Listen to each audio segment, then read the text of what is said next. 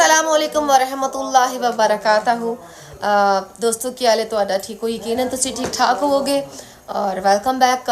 मैं काफ़ी टाइम बाद एक व्लॉग बनाने लगी हाँ और व्लॉग बहुत मज़ेदार है क्योंकि मैं फस्ट टाइम अपनी अम्मी वास्ते ना ड्राई फ्रूट ਦੀਆਂ ਪਿੰਨੀਆਂ बना रही हाँ। ठीक है जे ਪਿੰਨੀਆਂ ਦੇ ਵਿੱਚ देखो मैं देसी घी ਦੇ ਵਿੱਚ ड्राई फ्रूट रोस्ट होने वास्ते रखे ने।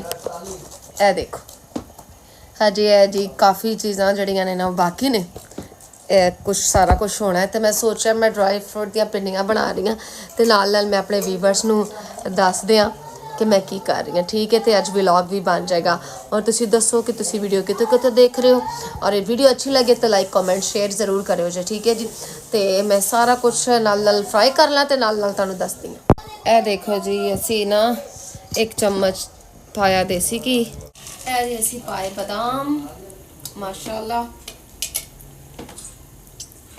लो जी देखो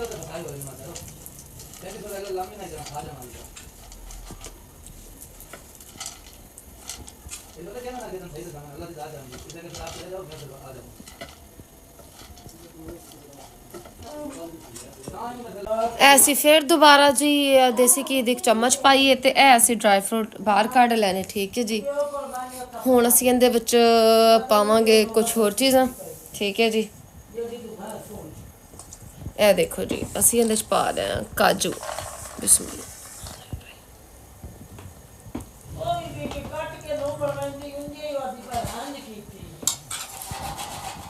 हाँ जी दोस्तों ये असीं फुल मखाने पाए ने। ठीक है जी देसी घी चम्मच पाइए तो इन्हों करांगे फ्राई। अज मैं अपनी अम्मी वास्ते ना बड़ी मज़ेदार सुगात बना रही हाँ जी तकरीबन काफ़ी घरां दी फेवरेट होंदी है। अम्मी की तबीयत ठीक नहीं रही, उन्होंने हड्डियाँ दर्द करदियां ने। इत्थे हड्डियाँ की दर्द वास्ते बहुत जरूरी है जिन्हों के माँ बाप सलामत ने उन्होंने हड्डियाँ दर्द होंदियां ने वो इनू बना के अपने माँ बाप नूं खवान। लो व्यूअर्स असी देखो इहदे विच सारे सीड्स पाए ने, चारों मगज़ खरबूजे दे बीज पता नहीं होर किहड़े बीज सारे बीज पा छड़े ने असी। दोस्तों वेलकम बैक। है देखो अज काफ़ी चीज़ां ने, कुछ चीज़ां ग्राइंड करने वालियां ने कुछ ग्राइंड करने वालियां नहीं ने। ठीक है जी हुण असीं इहनूं ग्राइंड करांगे। ग्राइंड करन दे बाद असीं लड्डू बनावांगे। जदों लड्डू बना लांगे तो फिर असीं तुहानूं दसांगे। ठीक है मिलते हैं ब्रेक के बाद। दोस्तों रात का टाइम हो गया तो शक्कर नहीं लभी। ਉਹ शक्कर गुड़ ਲੱਭਿਆ ਸੀ ਤੇ ਏਡਾ गंदा गुड़ सी कि ਉਹਨੂੰ ਅਸੀਂ ਮੈਲਟ ਕੀਤਾ ਤਾਂ ਖਰਾਬ ਹੋ ਗਿਆ। ਇਹ ਦੇਖੋ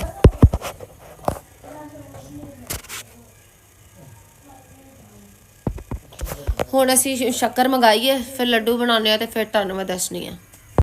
हे दोस्तों वेलकम बैक।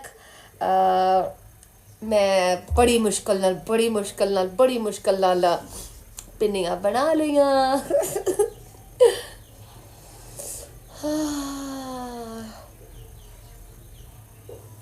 छड़ो शरीको।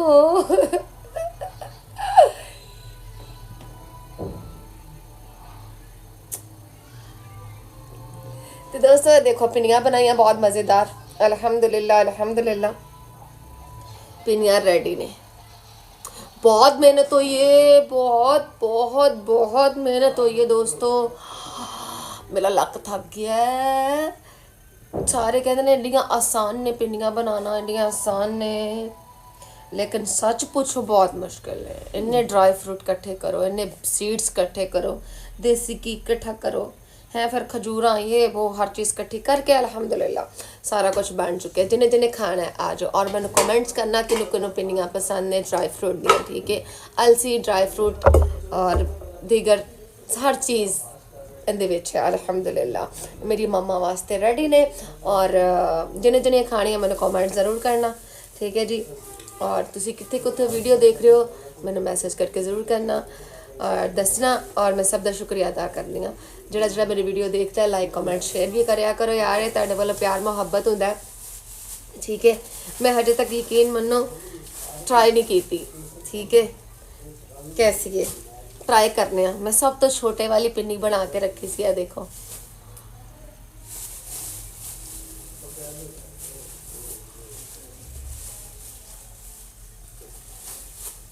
वाओ, यकीनन बहुत अच्छी बनी है।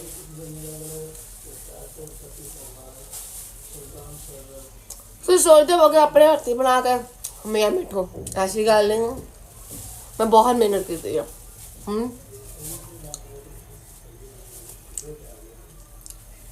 और बहुत हेल्दी ने, बहुत बहुत बहुत।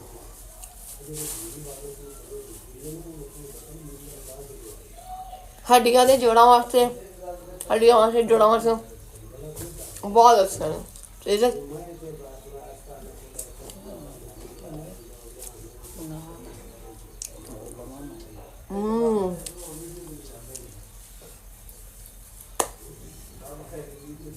चलो दोस्तों, थैंक यू सो मच तुसी मेरी वीडियो देखी और अच्छे अच्छे कमेंट भी करना, मैंने अच्छा लगेगा ताड़ी कमेंट्स देखनिया, मैंने बेहतरीन लगता है। ठीक है, और मैं बहुत थक गई हूँ बना बना के, बस हो गई है।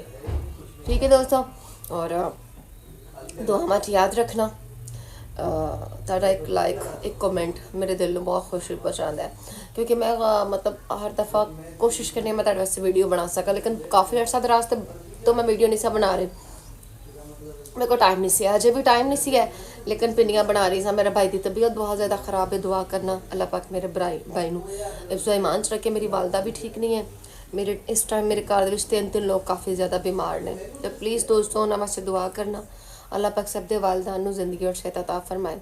ठीक है, मिलने नवी वीडियो दे नाल, अल्लाह हाफिज़।